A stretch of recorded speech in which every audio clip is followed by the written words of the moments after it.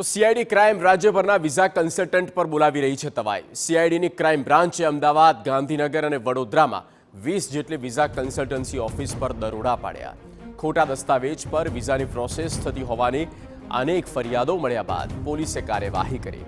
Crime બ્રાન્ચની વિવિધ 17 team એક સાથે વિઝા કન્સલ્ટન્ટ પર ત્રાટકી, જેમાં 50થી વધુ પોલીસ કર્મચારીઓ અને કમ્પ્યુટરના નિષ્ણાત લોકોનો સમાવેશ થાય છે.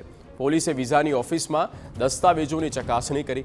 જો કોઈ બોગસ દસ્તાવેજ કે કામગીરીનો ખુલાસો થશે તો ક્રાઇમ બ્રાન્ચ કડક કાર્યવાહી કરશે.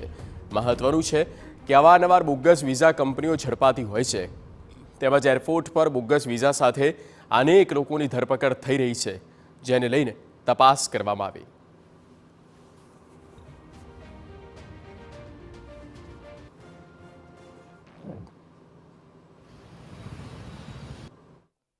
વિદેશ જવાની ગેરછામાં લોકો અનેક રીતના પ્રયત્નો કરતા હોય છે કે ગેરકાયદેસર રીતના વિદેશ જવા માટે, અને આવા જ એજન્ટો ગેરફાયદો ઉપાડતા હોય છે.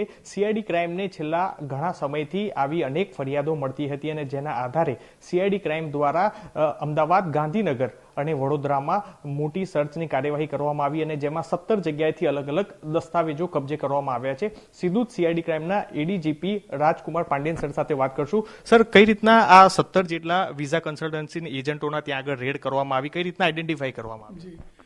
લગભગ છેલ્લા 1 મહિનાથી આ પ્રક્રિયા સર્વેલન્સ માઉન્ટિંગ પ્રક્રિયા ચાલુ હતી.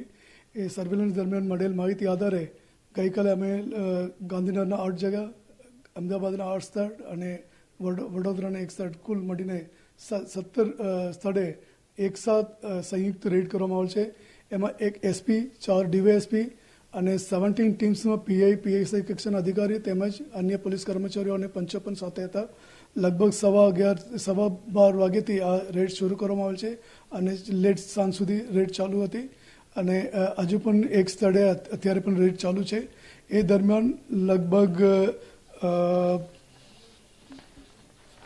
39 પાસપોર્ટ્સ, મોર દેન 180 પાસપોર્ટ કોપીઝ, લગભગ 5.5 લાખથી વધારે કેશ અને 2 સ્થળે ખાસ કરીને હાઈટેક એજ્યુકેશન નવરંગપુરા અને ગાંધીનગરના હોપ રેસ, એ 2 ઓફિસમાંથી દારૂ પણ મળેલ છે. That includes 2 IMFL liquor bottles from Hope Race and 7 bottles plus 35 beer bottles at Navrangpura place. ये सब मिलके काफ़ी डॉक्यूमेंट्स भी इसमें मिला, marksheets, fake stamps, fake rubber stamps, seals और अन्य कॉलेज, अन्य राज्यના કોલેજના ડોક્યુમેન્ટ્સ બધા ભેગા કરવામાં આવેલ છે. એ આધારે અત્યારે પૂછપરછ પણ ચાલુ છે. એ પૂછપરછમાં મળેલ માહિતી આધારે ટૂંક સમયમાં ગુના નોંધવામાં આવશે. ખાસ કરી આ જે આખી રેડ કરવામાં આવી, આ રેડની માહિતી ક્યાંય પણ લીક ન થાય તે માટે આખો જે પ્લાન કર્યો હતો, કઈ રીતનો કર્યો હતો? કારણ કે કોઈ પણ તપાસ કરનાર અધિકારીને પણ માહિતીની જાણ નથી. યસ, આ કારણ કે એક સાથે 17 સ્થળે રેડ કરવાનો હોય અને કોઈ પણ એક અધિકારી મારફતે લીક થઈ જશે, પછી 17 જે માહિતી લીકેજ થાય તો સક્સેસ મળવાની શક્યતા ઓછા હતા. એટલા માટે સિર્ફ સિનિયર લેવલ ઓફિસરમાં એસપી એડમિન મુકેશભાઈ અને મેં બંને અમે એ રીતે આયોજન ગોઠવેલ કે તમામ અધિકારીઓને 2 ટીમ કરવામાં આવેલ છે. અધિકારી સાથે 2-3 માણસ જશે અને એ અગાઉ અન્ય એક કર્મચારી, પોલીસ કર્મચારી મારફતે એક સીલ કવર આપવામાં આવે છે.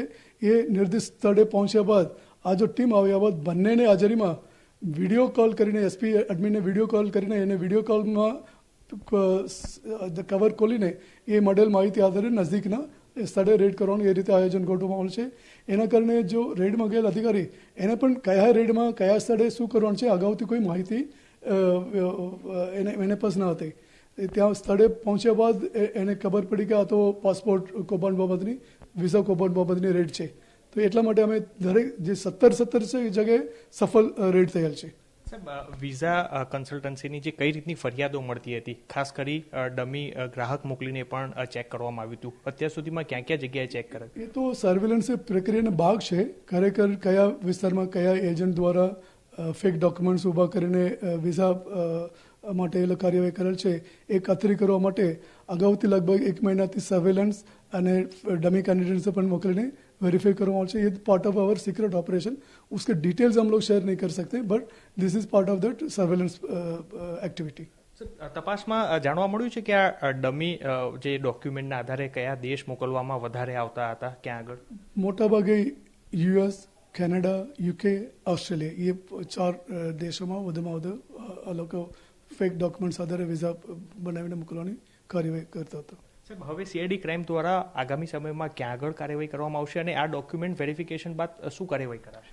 ટૂંક સમયમાં અમે document almost fake documents establish થશે, પણ છતાં સાયન્ટિફિક રીતે એફએસએલ મારફતે પણ જરૂર જણાય તો એ પણ ખાતરી કરવામાં આવશે।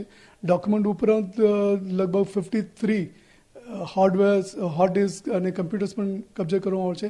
એ પણ સાયન્ટિફિક રીતે એક્ઝામિનેશન કરવામાં આવશે। સાથે સાથે તાત્કાલિક બેઝ ઓન અવેલેબલ જો ઇનપુટ છે ફેક ડોક્યુમેન્ટ્સ, એ આધારે ટૂંક સમયમાં જ ગુના દાખલ કરવામાં આવશે। બાકી બધા ઇન્વેસ્ટિગેશન દરમિયાન આગળની કાર્યવાહી કરવામાં આવશે। સાહેબ, લાગે છે કે આ 17 સિવાય પણ અન્ય આખું આ કૌભાંડનું મોટું નેટવર્ક લાગે છે, આગળ પણ આખી આ લિંક ખુલી શકે છે?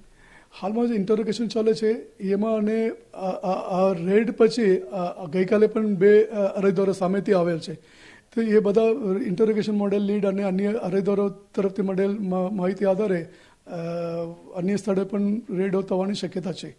સાહેબ, એક અપીલ પણ કરવામાં આવી છે કે આવી કોઈને પણ માહિતી મળે તો સીઆઈડી ક્રાઇમનો સંપર્ક કરવામાં આવે। એક્ઝેક્ટલી, મેં મીડિયા, ઇલેક્ટ્રોનિક અને પ્રિન્ટ મીડિયા મારફતે પબ્લિકને પણ અપીલ કરું છું કે આવા કોઈ પણ અનઅધિકૃત એજન્ટો પાસે જઈને પોતાના જો કિંમતી પૈસા, આખા લાઈફમાં જો સેવિંગ્સ કરેલ પૈસા અથવા ઉધાર લીધેલ પૈસા આપીને ફસે નહીં।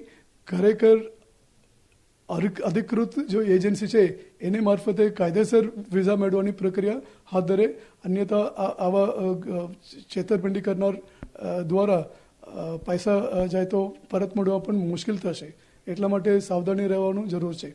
હાલ તો સીઆઈડી ક્રાઇમ દ્વારા અલગ અલગ જે 17 જગ્યાએ રેડ કરવામાં આવી હતી, જે ખૂબ મોટી માત્રામાં ડોક્યુમેન્ટ છે તે કબજે કરવામાં આવ્યા છે, તેમાં ખાસ કરી ડિજિટલ ડિવાઇસ છે તે પણ કબજે કરાયા છે અને તમામ ડોક્યુમેન્ટનું વેરિફિકેશન છે તે કરવામાં આવી રહ્યું છે। વેરિફિકેશન થયા બાદ જે આ વિઝા કન્સલ્ટન્સી કે અથવા એજન્ટ હશે તેના વિરુદ્ધમાં ગુનો છે તે નોંધવામાં આવશે અને સાથે જ આ આખું વિઝા કૌભાંડને લઈને પણ નેટવર્કને લઈને તમામ દિશામાં અત્યારે હાલ તપાસ જે છે તે શરૂ કરાઈ છે। કેમેરા પર્સન મનીષ ત્રિવેદી સાથે મિહિર સોની, TV9 ગાંધીનગર।